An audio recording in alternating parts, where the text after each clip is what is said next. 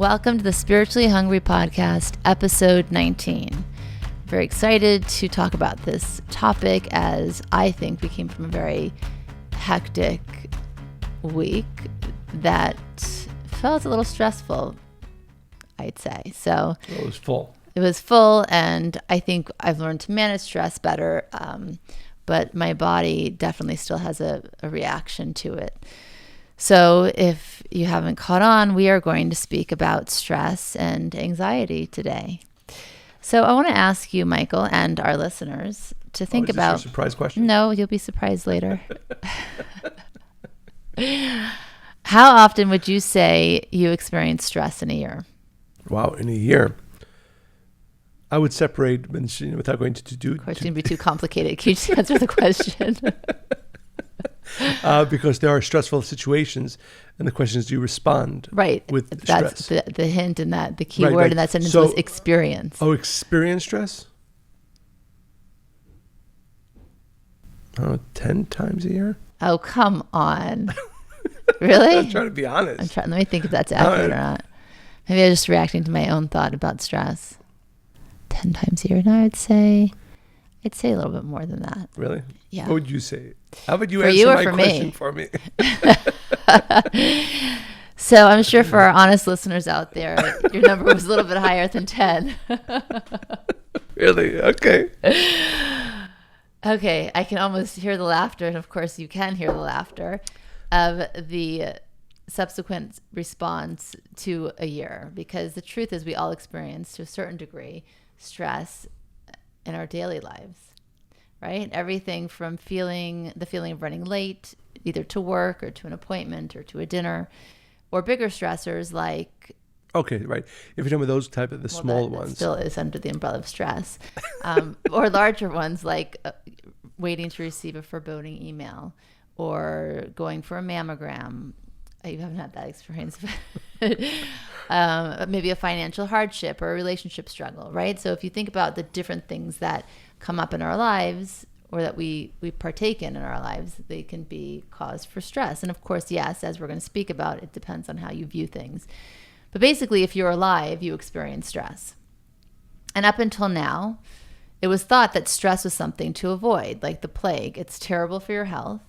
It wreaks havoc on your life. And science says that extreme stress over time hikes up the probability of a premature death by a whopping 43%. That's so if you weren't stressed before you joined us today, I can guarantee you're probably feeling a little bit stressed right now. Now, of course, you're probably going to do everything to try to not experience stress. But today we are going to invite you to change the way you think about stress and all things that come along with it. So the first thing I want to talk about is to change how we view stress. But did you want to add anything before I go into that? No, wait. Oh, wait. I think I'm feeling really giddy because I'm not stressed today for the first time in a week. Okay, wait. Okay, so I'll continue. There's a woman named Kelly McCoggle. McCoggle? That's a very funny name. Is that really your name? You spell it. What is it? You spell her name. Capital M, small c, capital Gongigal. I gotta see it written down. Where is it? How would you say it? I'd look it up. McCongagal. It's a funny name.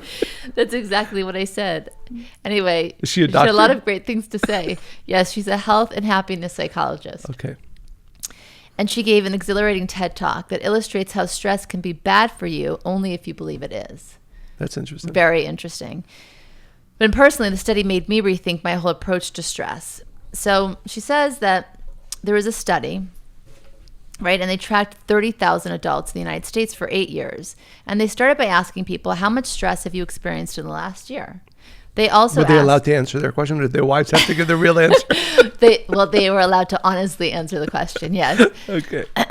They also asked, do you believe that stress is harmful for your health?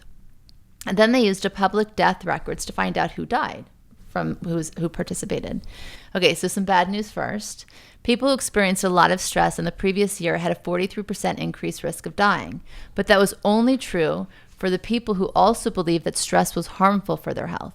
People who experienced a lot of stress but did not view stress as harmful were no more likely to die early. Really? That's interesting. In fact, they had the lowest risk of dying earlier of anyone in the study, including people who had a relatively little stress.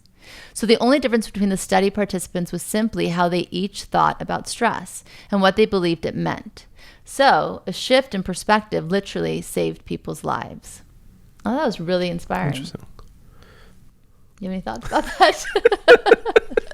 Well, actually, I have a ton. Okay, you can So, But because I always like science to back up something I think we're going to relay, right? And I think the premise of our podcast really is all about consciousness. Right. So even when it comes to stress, right, people think that, some people are more calm or naturally less stressful or less reactive, but really it's at the end, it really just goes back to consciousness. How you view things is what your experience of life or of the things will be. Because that, again, and that's really what I wanted to share a little bit, and really a few quotes, that our consciousness literally influences, especially as it relates to stress, how our body responds. And the body response then causes either positive or negative effects on the body. But that's why, right? What she said. Comical. I can't say that name without laughing. I'm sorry. So one of the very important books on stress is Why Zebras Don't Get Ulcers. I think you read. I have that book. You had yes, that book. it's Yes. great. So. And I love the title too, by the way. Yes. And I think, and that's really the basis. And I think it's important to understand the scientific background of our understanding of stress. And then I think we can hopefully go towards the spiritual understanding of both how to reduce it and really why it exists. But to begin with, again, this is by Robert Sapolsky, again, a very seminal work on stress. He says the following in 2 quotes. I hope they're not too long, but he says, "We have come to recognize the vastly complex intertwining of our biology and our emotions, the endless ways in which our personalities, feelings, and thoughts both reflect and influence the events in our bodies. One of the most interesting manifestations of this recognition is understanding that extreme emotional disturbances can adversely affect us. Put in the parlance with which we have grown familiar, stress can make us sick. And a critical shift in medicine has been the recognition that many of the damaging diseases of slow accumulation can be either caused or made far worse by stress." Mm-hmm. So science is now at a point where it has proven that stress has long-term negative effects on the body, both disease and, as you said, also in death. Well, a conversation we actually had last week is that, my father has Alzheimer's, and he, in some ways, is healthier than ever because he was always a very, very stressful person, always anxious and stressed, and it would go to 0 to 1,000. And now, there's just no triggers, right? I mean, nobody would want to be in that situation. But often I've found that people who do get that specific disease live longer, perhaps, than, years longer than you would expect. Right. It's interesting. Before I get to my next quote, it raises a very, I think, important idea and something we do speak about a lot. And not to jump to sort of, I don't know, say tools that we can use, but one of them, it sounds simple, and it is something that I try to live as much as I can. And that is not to take neither myself nor what is happening, nor the process that any one of us is going through too seriously. Yeah, I have that in my notes too for today. Well, so. And I added the part of to be silly about it, right. This is just. So it's interesting. So in some of the books on stress, they they quote from there's a Woody Allen movie. I don't know. I think it's okay. I hope it's okay to quote him nowadays. But in where the young boy is seen by the doctor because his mother doesn't say what's wrong with him, and he says the universe is expanding endlessly. Mm-hmm. Right, and that caused him so much stress because he realized that in the vastness of the expanding universe, each one of our lives is almost minuscule, maybe inconsequential, which we don't believe, and most importantly, finite. Right, that unfortunately, most of us, all of us, at the end, die, and that can be taken to be stressful. But the right way to take it is the understanding that, me and you have had this conversation recently. Many of our listeners know that my mother left this physical world a few months ago. And throughout the process afterwards, as we view everything important that happens to us in life has lessons to teach us, not just for the moment, but really for the rest of our lives. And I think it was yesterday or the day before we were talking about something that was bothering, right? And then I said, you remember we used to talk about this with my mother, and this was important and this wasn't important. And at the end of the day, today, are any of those things important? None of it matters. Very few things that we worry about. Very few things that we spend time, really staying up at night or just worrying about during the day. At the end of the day, are that important. Yeah, they really don't require much attention at all or energy. Yeah, I mean, in fact, they're just distractions. And this, Kabbalistically, is one of the most important stress management or relief tools.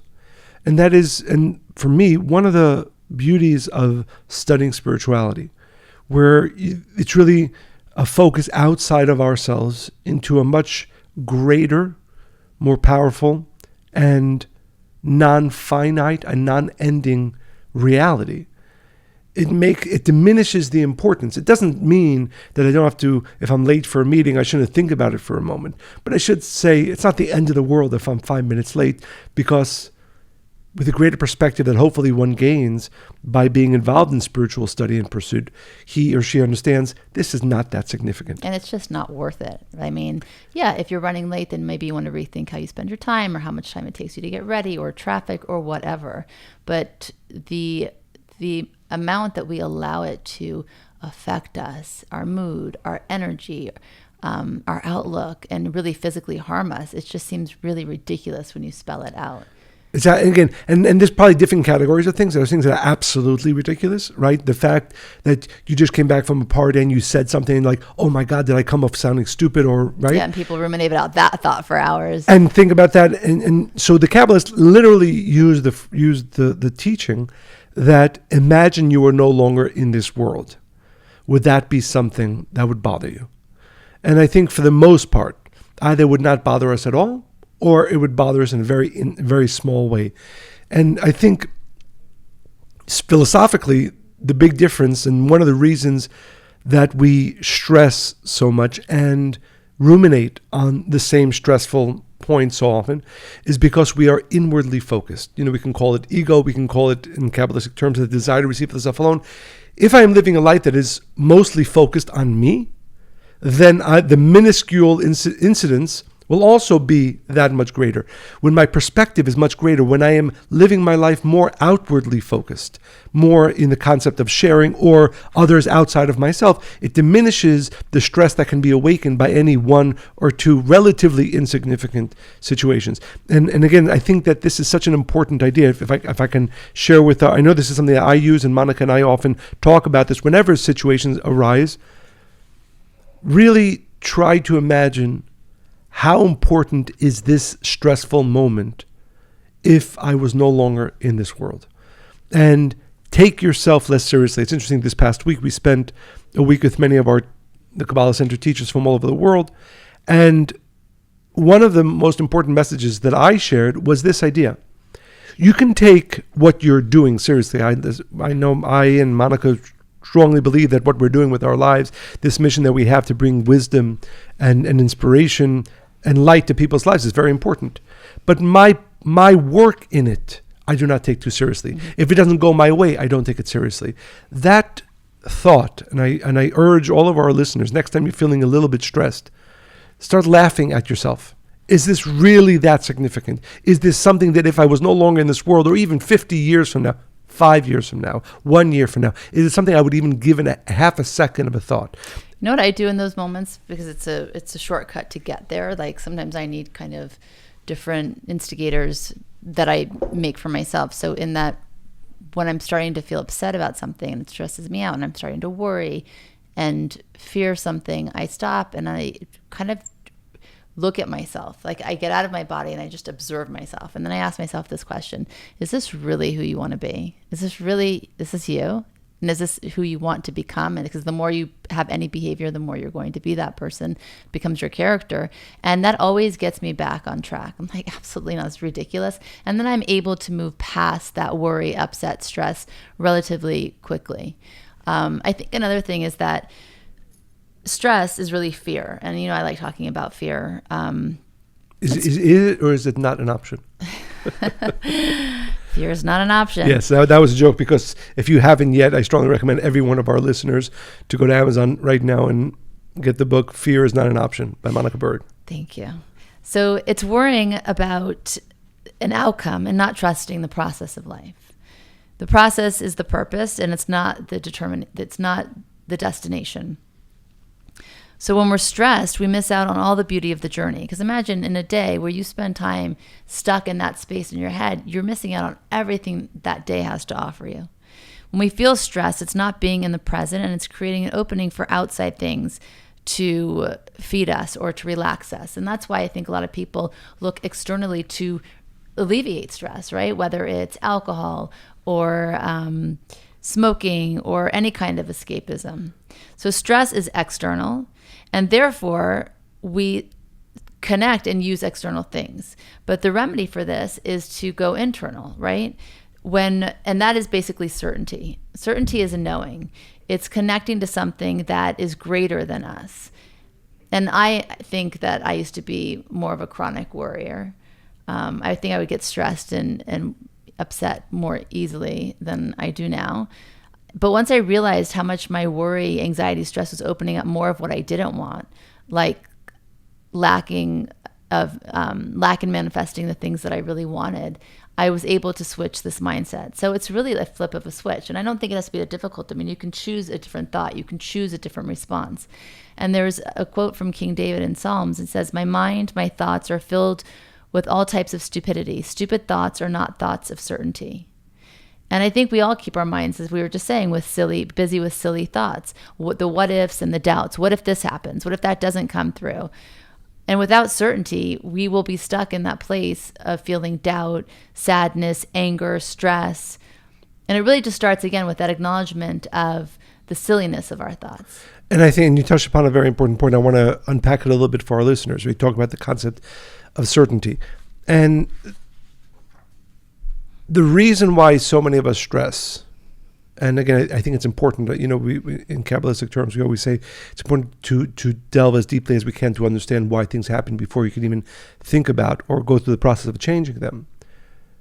The reason why we stress, and this is true whether this is a conscious thought or an unconscious thought, is because we think we are in control of everything. Mm-hmm. And either we are in control of everything or we need to be in control of everything. So for example, with our children, it is up to me to make sure that they are educated, healthy, fed, secure, and safe. If you really think that, then you should be worried all day and all night. Because it's literally, if you really accept that responsibility, it's my sole responsibility to take care of them at 100%. You better be spending every second of your day taking care. Well, it is until a certain age. Well, it is. It actually never. My point is, it actually never really is. To feed them. It's important to feed them, but you can't keep them secure, right? We all have had this, and I'll admit to this. Certainly with our first child, those nights when you don't hear them breathing, you go in to check to make sure they're. Okay, I'm going to admit something. Is this just me? No, I did this the other night. Abigail was in our bed, and I didn't hear her, and then I kind of touched her, and she felt a little cold, so I put my hand over her mouth. She was breathing. But the thing is, it's just a natural response, I guess. Right, but the point is, and this I think is a very important... But I did laugh at myself in the moment. I was kind of like, I can't believe you woke up to do this. Ridiculous. But the point is, it's not up to us to keep them alive, right? So we know that there is a greater force than us. You can call it the creator, you can call it God, you can call it the universe. And again, this... For those who are involved in spiritual study, I think most of it's important we come to there, not just from a place of belief, but rather from a place of knowledge and experience. But once you have that knowledge, or at least once you're beginning to have that knowledge, that there is a greater force in this world, that my job in this world is a partnership with that force, but not a sole responsibility. That really helps to alleviate absolutely a lot of the stress. Because then it's not all on you. I think that people, especially people who don't believe in something greater, I have to make it happen. It's based on my ability and my knowing, and I know how it's supposed to start and how it's supposed to end and everything that's supposed to happen in the middle. And of course, that's going to create a lot of stress. Also, it's a complete illusion. It's not true. Exactly. It's not true. And it's interesting because and this is true in every area of life. I've met for instance, just in the world of business, many business people, many of them who have this knowledge of a greater force and those who don't. And those who have a greater knowledge of this force, of course, we all have the responsibility to do our 100% effort. But even those who have those business people have consciousness, they know I will do 100% of my effort, even 110%. But whether I will or will not succeed is not going to be solely my responsibility. Absolutely. And that helps to alleviate so much of the stress. And for example, we have the responsibility of running a very large organization, and that can be a cause of great stress. I mean, you have thousands of people all over the world, whether they're students or employees or teachers, that you have to answer questions to, you have to take, and so on and so forth. Think about growing. If you wanted to have stress. Yeah, the way you're talking. Yes. You're feeling a little bit stressed. But the point is, for me, throughout my day, as I'm going about doing that part of the work, the administrative part, I know that, of course, I have to use my best effort. I have to use my best thoughts, my best ideas. But at the end of the day, it's not up to me. Yeah. It's up. There's a beautiful phrase that the sages use. They say, the job is not for you to finish, but you are not free not to do it. Mm. So that paradox of I have to do my best as a parent, best in business, best in my spiritual work, best as a friend, and so on and so forth. But at the end of the day, it is not mine to finish the task. On that vein, I think we often have this conversation when we're not sure what to do. We don't do anything. True. And we just invite the Creator in, and exactly. we create that opening, we leave that space, and then eventually we get the clarity. And it always comes from somewhere higher, for sure. Yeah, and again, just to use in the very physical world, I have seen people in business that when they had that consciousness, they were really, things change in ways that they would not have been possible had they thought that it was all them. And I think, and again, as I said, I think this is a very important, we talked about tools. One of them is really finding the way not to take ourselves too seriously. The second, I think, is really, really constantly awakening this thought. Of certainty. Of certainty, which means on the flip side of it, it's not all my responsibility. It is not my responsibility to make sure that my child is safe all the time. That's also not my responsibility, and nor is it ever possible. And then it just becomes a balance, right? Of course, this does not alleviate our responsibility to do everything we can to care, but it does hopefully alleviate the stress exactly that we would feel after doing everything that we can. There are 3 steps that I have used in walking with simplicity, because I think that is basically what certainty is. It's just being really simple about the process, about things that happen, about not taking yourself too seriously, right? I really like that word, simplicity. It gets a bad rap because people are like, oh, that's so simple, or they think it's somehow limiting in a way, but I actually think it's quite beautiful. So the first is to walk simply, which means no matter what happens, I accept it with simplicity. I don't look into why. No matter what is said, no matter what somebody does to me, I accept it. And I know that sounds really difficult, and it is until you really start practicing, but it means that you want to be open to everything, to all the information you're given, and you'll listen to it. You'll see if it feels right, if it resonates. And from that space, without stress and worry and anxiety, you can decide to do something or not to do something with that information. The second is to know it will be good. Know that no matter how it appears, it's coming from the Creator, and it ultimately will be good. Don't make it about the person or the situation, just make it about the lesson. And again, that doesn't sound very stressful either, right? It's just something that's very inviting, and you can use it for growth. But again, just to underscore, know that it will be good is not an easy place to get to in many situations. And that's why the importance of focusing on how it's not good is certainly not going to get us there. For sure, but I have found for myself that it is only because of a consistent study and practice that I am more and more able to get to that. Yeah, this is a muscle that you have to build, and you have to choose this perspective every single day for it to become something that is natural. Absolutely. And the third is don't worry about the future. Not about the future, not about trying to figure out the future. To try to figure out the future separates us from the light. And that was the biggest and most profound lesson for me, because I had a lot of worry with Josh, as we've spoken about. And I remember every morning I'd wake up in those first months that he was born, I'd worry about what is he going to be like when he's when he hits puberty? What is it going to be like when he's 16 and 18? Well, especially since in the hospital, the doctors were very negative. Very negative. Yeah. They told us only the things that he'd never be able to do and to have zero expectation for anything good. But in that moment, I decided to walk simply, right? I'm going to be in my trust and my certainty. And that we never know what's going to be on any given day. And that's what, again, and going back, I really like, and again, I hope it's clear what we mean by this, but the idea of not taking ourselves too seriously and looking at the silliness of so many of our worries and stress. The reality is that the future, none of us know. It's probably going to be very different than anything we imagine.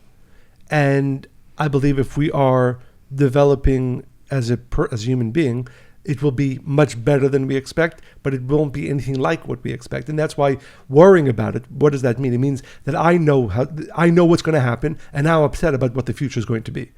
And that's silly because none of us know what's going to happen. And the reality is, in most cases for us, the future is going to be very different than anything we can imagine.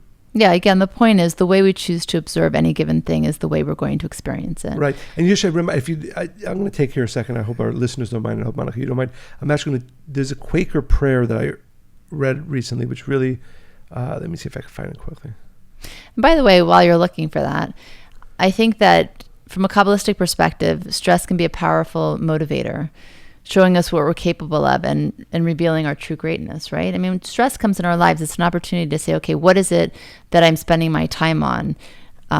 Maybe it's an indication or a signal that we need to transform and grow from something. Maybe it's an indication that we should no longer be putting energy and effort into the things that we're doing. Stress is feedback, right? It's what we do with it that really matters. So it's an old Quaker saying, in the face of strong winds, let me be a blade of grass. In the face of strong walls, let me be a gale of wind. And that paradox between the times when we have to call it surrender or really take what is life and hopefully not worry about it, and the times when we have to step up and push. I thought it was a beautiful prayer, beautiful idea. I like that a lot. I said this a little earlier. I don't think you were listening, though. The thing about stress, though, I think it is an opportunity for us to I was listening. No, to really look at how we're spending our time. Like if a person's feeling stressed all the time, it's probably an indication that you're committing to things that maybe you don't need to. I mean, besides what we just talked about choosing your perspective and, deciding how you want to respond to stress. But besides that, if you find yourself in situations where every day it's this grind, like I got to rush, I got to go I don't even have time to work out because I'm so stressed. And then there's something that in the way that you're spending your time or allowing people to take from your time that's really not balanced or okay. So I think stress is an opportunity, an indication that we need to change something about ourselves or our lives, a welcoming for transformation. And I had a period in my life where I was really on that gear all the time. I remember we would talk about it, and this was kind of how the conversation was. And I'm like, okay, there's something not really working here. So I stopped doing the things that didn't make me happy, that I didn't find were something that I only could uniquely give, that maybe somebody else could do it. It didn't really feed me, and it was also taking me away from the things I was really passionate about, the things I really wanted to do.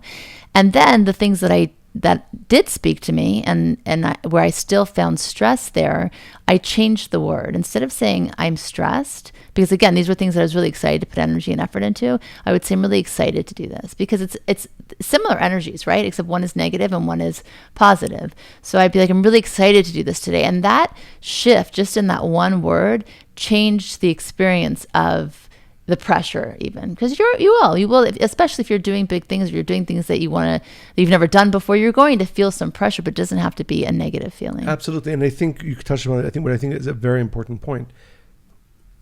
Our view is that nothing ever happens coincidentally. Everything that is happening in my life, every experience that I'm having, is meant to be teaching me, changing me. Stress is one of the most important teachers and guides that we have in our life. And if you understand that there's really two levels upon which one lives. One are, like you said, things that come from the soul, the truest part of us.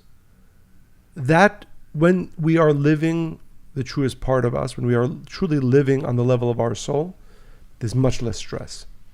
when we're living on, call it the ego level or the body, the desire to receive for the self alone, or caring of external, that's where stress will come in more. And it's hard to shake then, because you're not even in touch with your soul, right? So you don't even know how to get past that or how to navigate, because you're basically living somebody else's idea of what your life should be. Exactly. And therefore I think it's so important for our listeners to really take in this concept and to look at your life right now, right, in this moment, and which one does it fit in. And the inspiring and exciting understanding is this: there is a realm of your life within which stress is much less than it is now, and there is a way to live your life where your experience of stress becomes less and less and less. But that necessitates the internal work, really going inside, like you often do, and I really commend you for this. And this doesn't end once, right? You don't look inside once and find how am I living really from my soul, my real purpose, and my real desire, as opposed to what I'm living that is for external reasons, even if they're the best external reasons. You have to do that over and over again. But because that made me so miserable. That's how it all started for me. I was so unhappy because that daily thing, I felt so robotic, just living. What does everybody think of me? What do they expect of me? What do they want me to do? What am I supposed to do?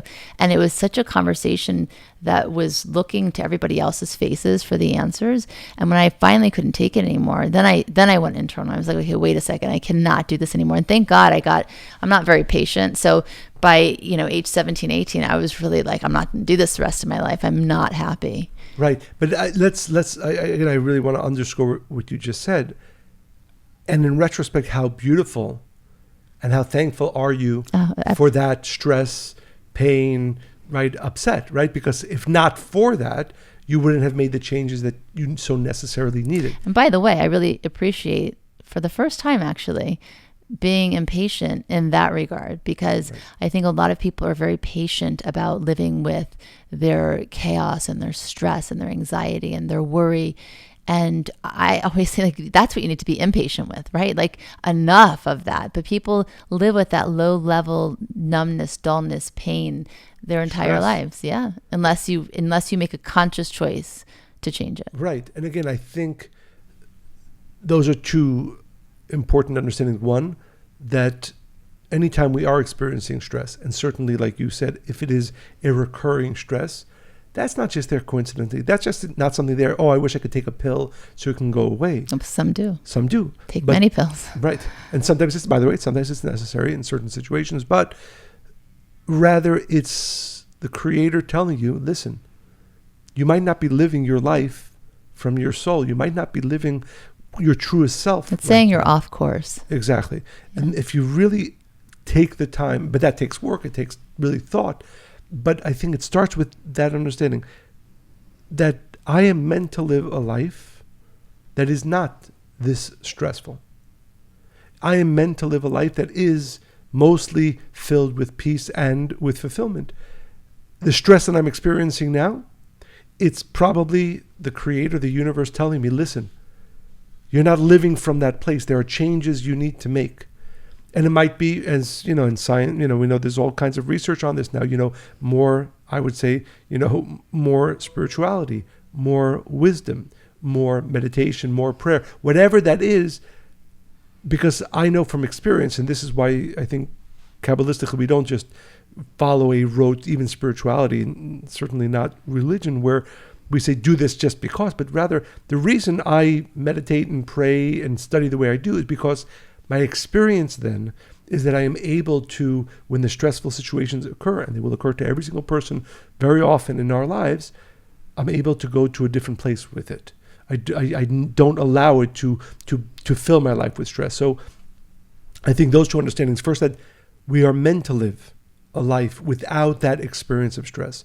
And second, that stress does not occur coincidentally, and I wish it can go away, but rather as an opening, a call, a tapping on our shoulder. Listen, you're probably not living the life of your soul completely. There's probably things you need to change about the way you're living your life. Maybe also hey, let's become a little bit more awakened to a spiritual connection, because that also will help me reduce the stress that I'm experiencing. Yeah, in essence, this podcast isn't about eliminating stress. It's about rethinking stress. There is a purpose for it. You can elevate stress, right? By understanding it in a different way, by responding to it differently, and then by using it for transformation and spiritual growth. Like any emotion, right? Everything, all parts of us is feedback. It's an opportunity for something better. And, I always like to talk about everything body, mind, and spirit, because you can't just focus on one part of yourself and expect for all the other parts to work, right? I was speaking to somebody this weekend, and he has chronic pain in his shoulder, and it's because he ignored his soul when it was talking to him, telling him something. He ignored his mind, and now his body's screaming out. And he had this when he was going through a difficult time 10 years before. He was at a crossroads, and it's the exact same pain that he just can't shake, because that's where it ends up manifesting. So while we're talking about the body, I do want to talk about what happens to your body when you experience stress. So I thought this was really interesting as well. Can I, because I think it's very much related. Sure. By the way, Monica and I don't review what we're going to share before. We never do, which is fun, because we like to see where we have similarity. Yes. Usually, actually, they absolutely support each other. They complement each other. Yes. Like we do. Yes. Our listeners agree with that. But so in Why Zebras Don't Get Ulcers, so he speaks about the origins, right? Sort of the historical origins of stress. And I think a very interesting discoveries as they began. It's really in the 1930s that science came to understand stress as most of us understand it today. So this might be a little bit lengthy. I found it very entertaining and interesting. Does this have to do with the physical? Yes. Okay. Yes. Stop me at any time. So first, a quote from Robert Sapolsky's book: "If you are the zebra running for your life, or the lion sprinting for your meal, your body's physiological response mechanisms are superbly adapted for dealing with such short-term physical emergencies. For the vast majority of beasts on this planet, stress is about a short-term crisis, after which it's either over with, or you're over with. When we sit around and worry about stressful things, we turn on the same physiological responses, but they are potentially a disaster when provoked chronically. Mm-hmm. A large body of evidence suggests that stress-related diseases emerge predominantly out of the fact that we so often activate a physiological system that has evolved for responding to acute physical emergencies. But we turn it on for months on end, worrying about mortgages, relationships, and promotions." I got the chills. Yeah, and it's really beautiful, because now to understand anything, you have to understand the origins of it. So if evolution has brought us to a place where stress was necessary, right? Again, and this is, by the way, why zebras don't get ulcers, because they don't sit around worrying about mortgages, right? They don't sit around worrying about relationships. When they see a lion running after them, they worry about that in the moment.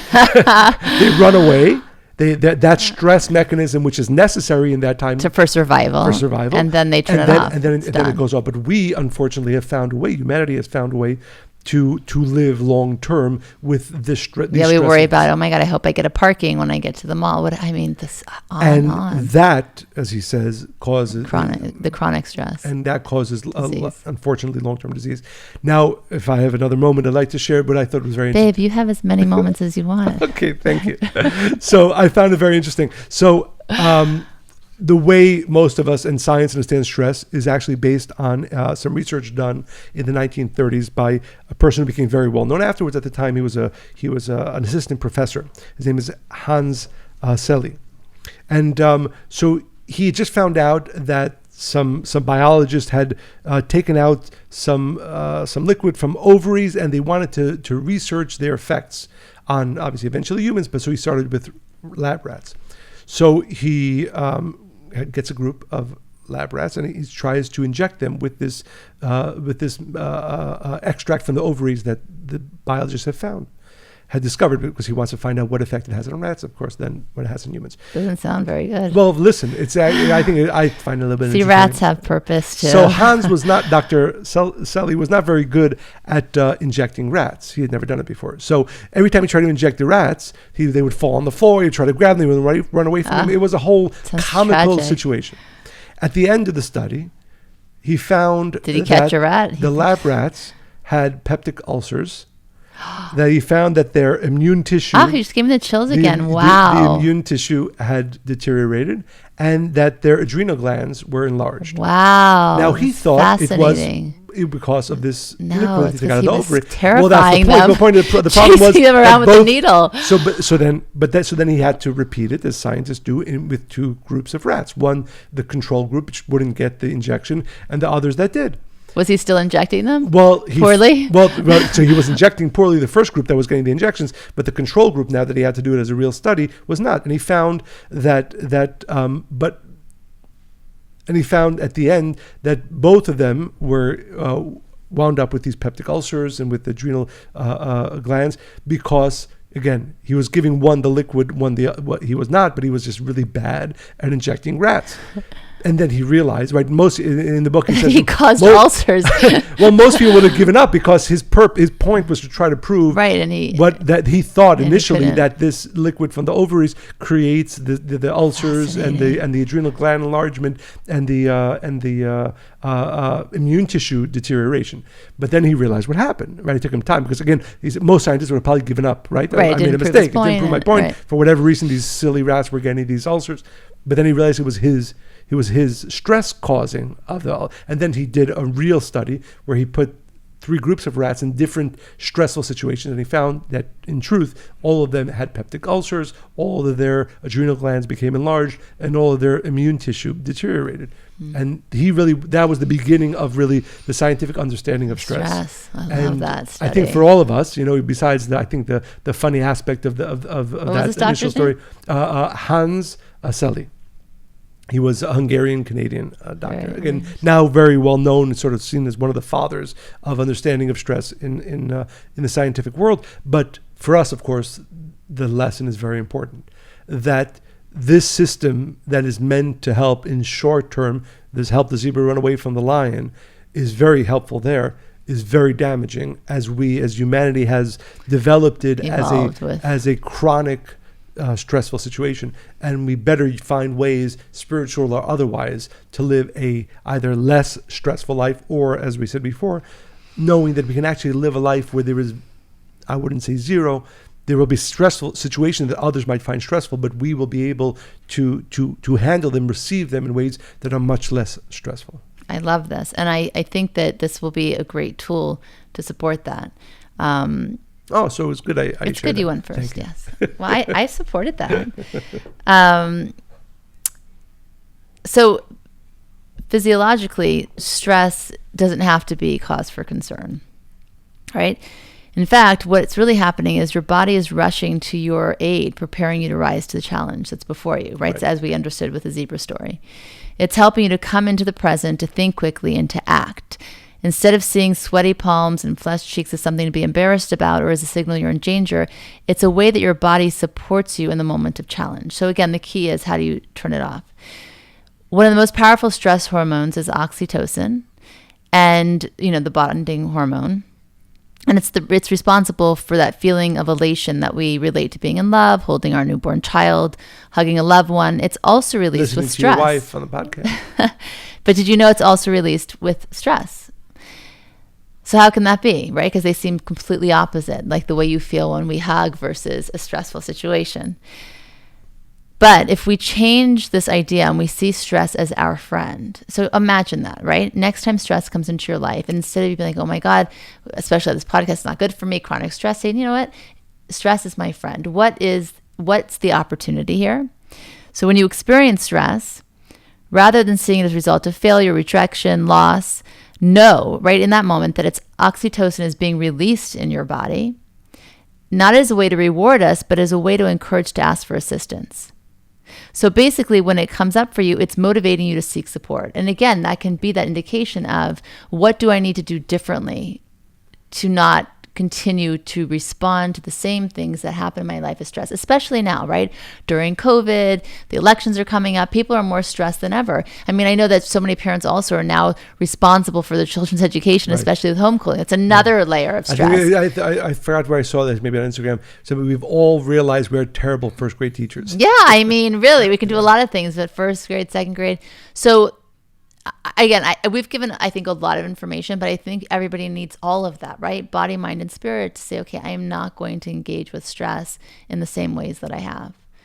And then I do have one more idea that I want to discuss. I just wanted to say one of the thoughts that came to mind as you were talking is, if you take one thought away from this podcast, it's be a zebra.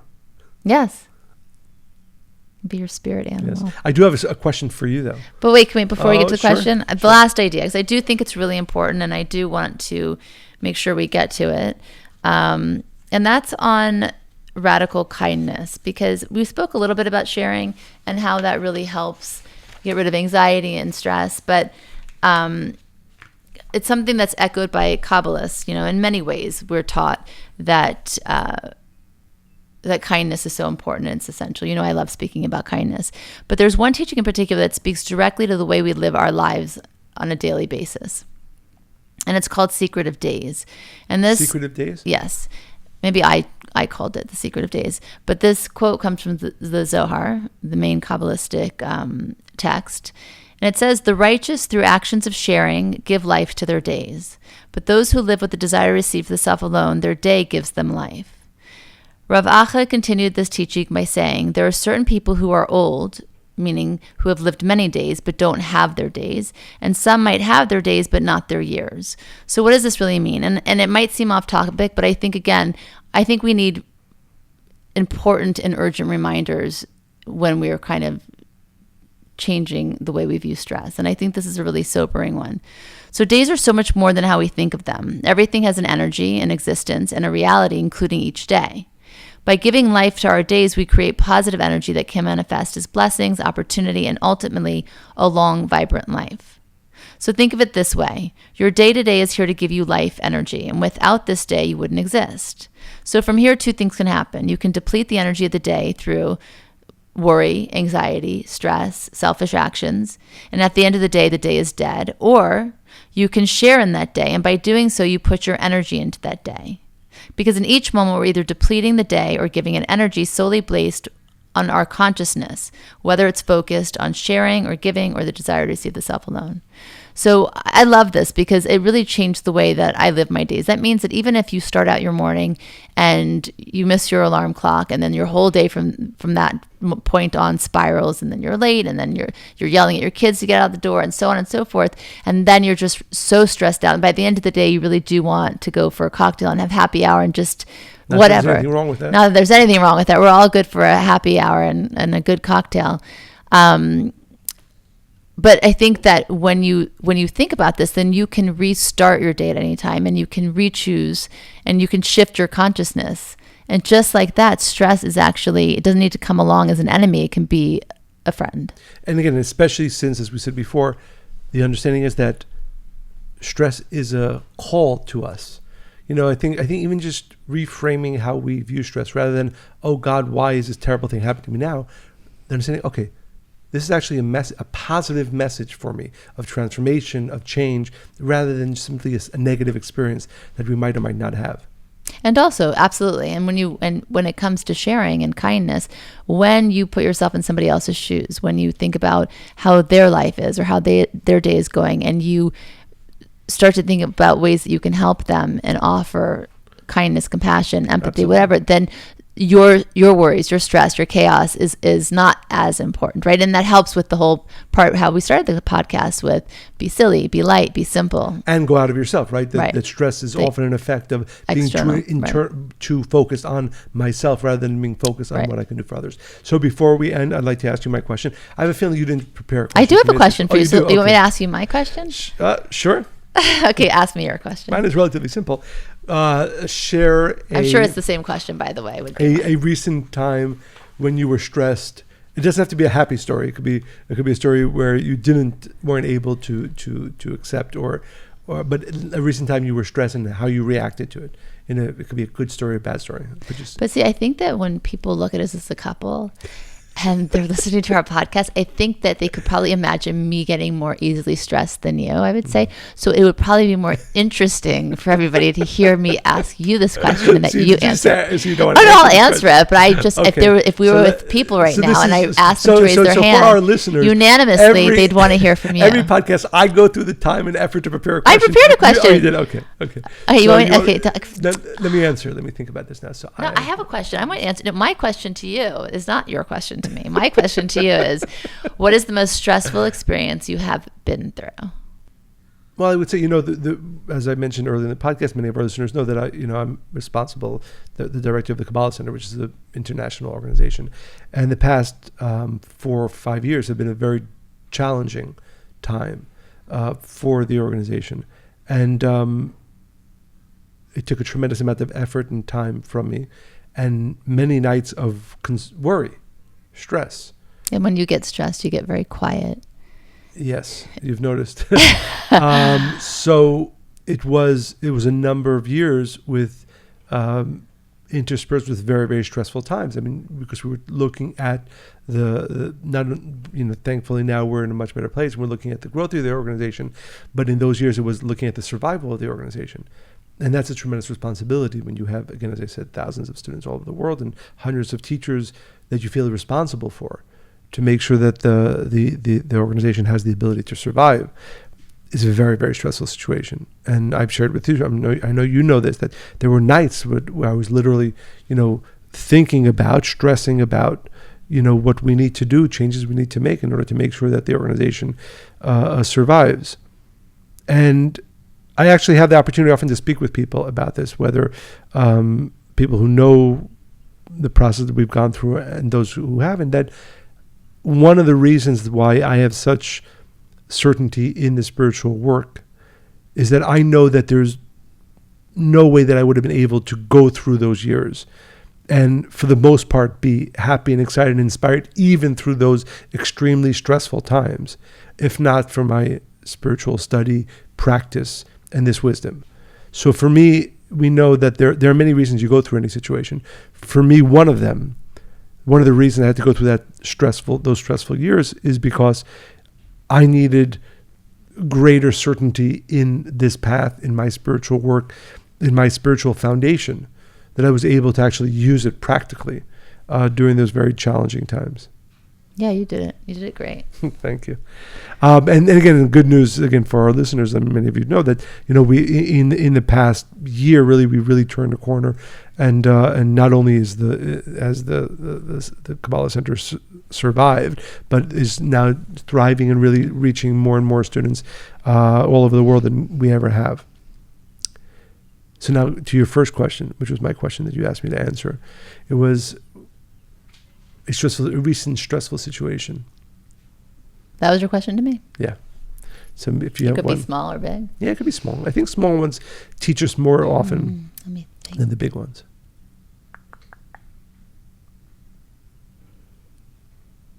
I'll share one. And it's funny because this was just last week.